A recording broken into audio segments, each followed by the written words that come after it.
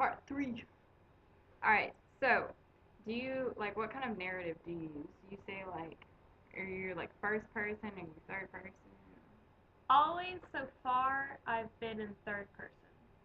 I like to have the God point of view, where you look down and you know what's going to happen, and your characters can kind of get a feel for what's going to happen in the future. But it's not like It's not like a it's personal, not as like, personal. Which I am gonna try. I think on my next book to make it a one-on-one, or like if you're reading someone's journal. But so far, I'm sticking to third person.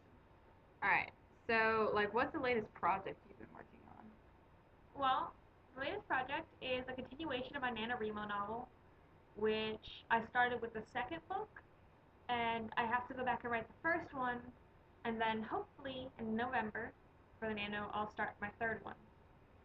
However, I do have a few projects going on in between that are kind of side projects, but my main project is definitely my Nano novel. Alright, how long does it take you to write a book? Well, it depends on if I'm on a timeline and what month it is and what I'm doing. But obviously, I completed the Nano one, which I've said like 14 times. But on any other time, it probably takes me like 6 months if I'm trying really hard. Alright, so, like, we're gonna ask some questions, kind of get into some, like, character development and stuff here. Um, like, who is your main character of your story? The story I'm writing right now? Yeah, like, your main Uh, baby character who you see through Actually, everyone's eyes.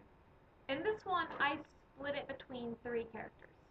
I start off with the main character, and then he gets taken out of the story, and I carry it from a different perspective, which you know that character in the first and second book, but the third book is going to be all her perspective.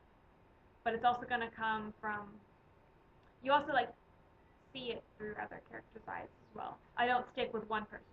Okay. How does your character's voice sound to you?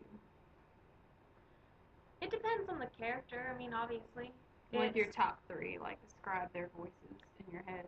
well, I have a main character Ryan, who he has a normal voice, like average Joe, like not too deep, not high. Just kind of like like you imagine teenage high school guy, and that's his voice. Cracks periodically, I do have his girlfriend or girlfriend. She she has a really high voice, Okay. and she kind of talks like happy and shrilly and all that.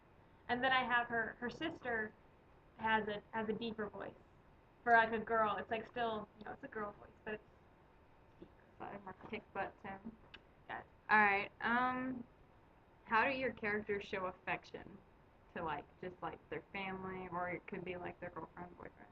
Actually, that's a big theme in my book right at the moment. Because you have sisters, then you have parents, and then you have girlfriend and boyfriend. And then actually you have I have a bromance too. And the bromance I think is really cute because they show affection by being there for each other, but also like punches in the arms, and they fight side by side, and then they make fun of each other while they're fighting.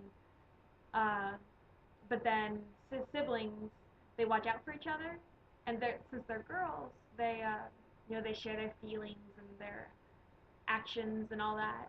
Uh, like I think what me and my sister do. And then affection for between in a relationship, it's kept it subtle. I think I showed that he was looking at her and like he's like, oh, she's pretty, but he doesn't really tell her.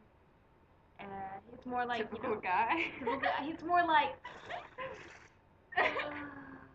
kind of affections. So it's Very, very subtle. it is subtle. Alright, probably should have asked this before. Like, what kind of accents do all the three characters have? They're like northerners, so they have like a really irritating, like, kind of talk like this. I actually don't put too much thought into it, except when it comes to my main characters don't have anything special about their talking. But I do have Where do they live? I did not want to say in the book because I didn't want to think hard about it, which is a mistake. And I think that's an important part of when you're starting a book is know exactly where they live and know about that place.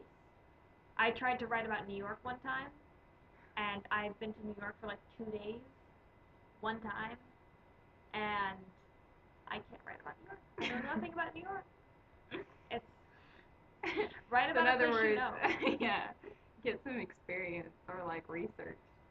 My book takes place in a small town, which I am familiar with, but it's also like part of it has like a is more rural area, and other places it gets more towards the city.